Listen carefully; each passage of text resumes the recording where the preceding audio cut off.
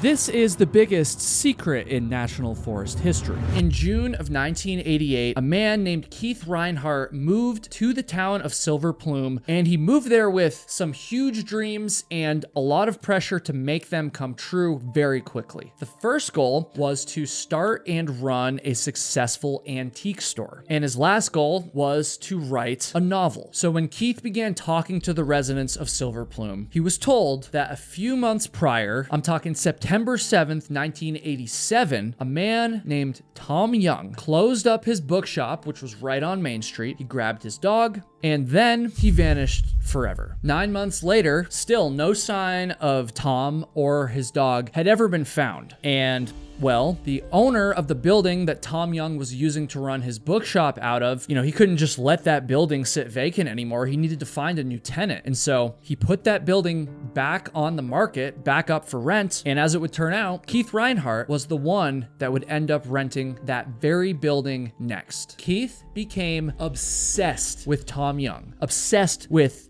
finding out what happened to him, speculating. Keith decided that he was going to base his novel around the story of Tom Young. And again, Keith is occupying the same building that Tom was occupying right before he disappeared. Keith is so immersed in this story. Keith spent 2 months, his first 2 months in Silver Plume, developing this novel, obsessing over Tom Young's story. And then on July 31st, 1988, there was a few hunters who were up on the slopes of Republican Mountain, which is just outside of Silver Plume. They were out there scouting for the upcoming hunting season when they found a human skeleton as well as a dog skeleton, both with bullet holes through their skulls. They also found a revolver laying right next to these two skeletons. And it isn't long before these remains are confirmed to have been those of Tom Young. It was obviously ruled that Tom Young had taken his own life. 1 week after Tom Young's body was found, Keith closed up his antique shop a little bit early, right around 3 o'clock, and then he walked across the street to his friend